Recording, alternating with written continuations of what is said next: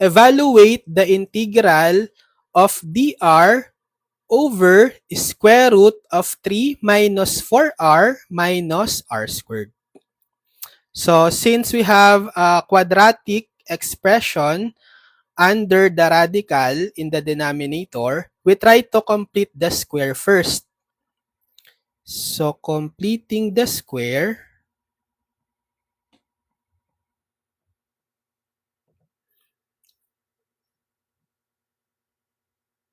so integral of dr over the square root of, so let's rewrite first the quadratic trinomial as negative r squared minus 4r plus 3.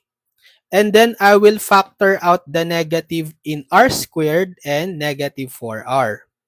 So we will have the integral of dr over the square root of, factoring out the negative in r squared and 4r, will have negative quantity r squared, then plus 4r. So if you multiply back the negative in r squared and 4r, it will become negative r squared minus 4r. Then, to complete the square, we need to add the constant here. Okay? Which will be determined later. Then, we set aside this plus 3 here. So I'll write here. And then we will also undo adding that constant here later.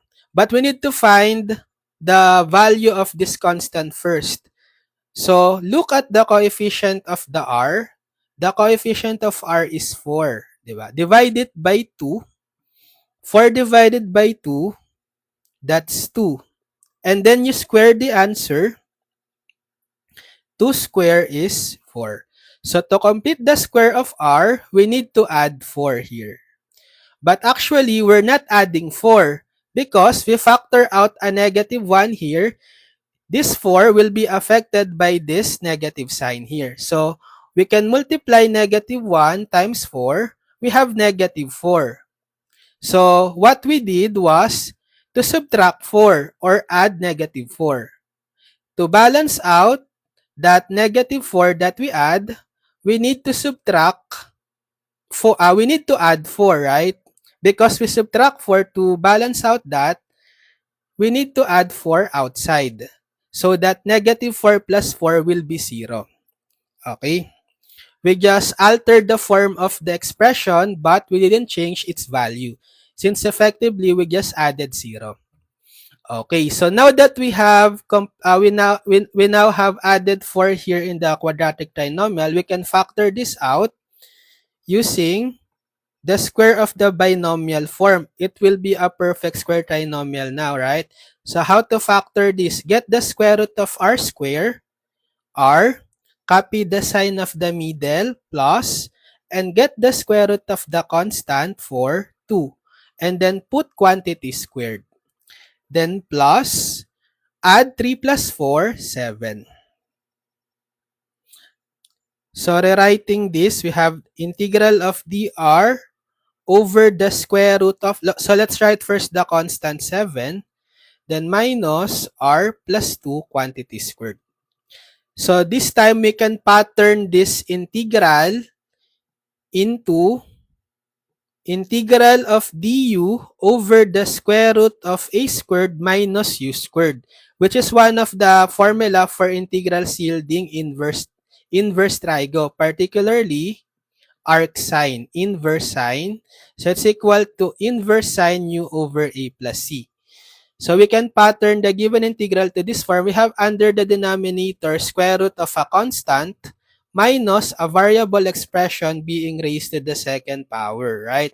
So we just need to rewrite the 7 in a squared form, which will be square root of, which can be square root of 7 quantity squared, right? So you just need to get the square root of 7, that's square root of 7, and then square it.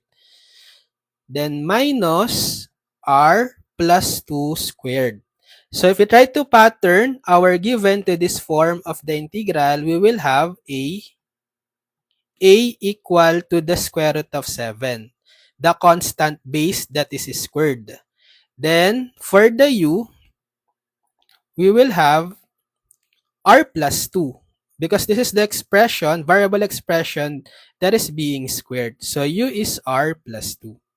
And then we can get the derivative. Derivative of u du, derivative of r plus 2 dr. If we try to substitute, we'll have the integral of dr, which is du over the square root of 7 is a, and then squared, so we have a squared, minus r plus 2 is u, and square, and we have square, so we have u squared. So since we already have the standard integral formula, this one, its integral should be equal to arcsine of u over a. And then substitute back the values of u and a. So we have arcsine of u, which is r plus 2, over a, which is square root of 7. So then put plus c. So this will be the final answer. Arcsine of r plus 2 over the square root of 7 plus c.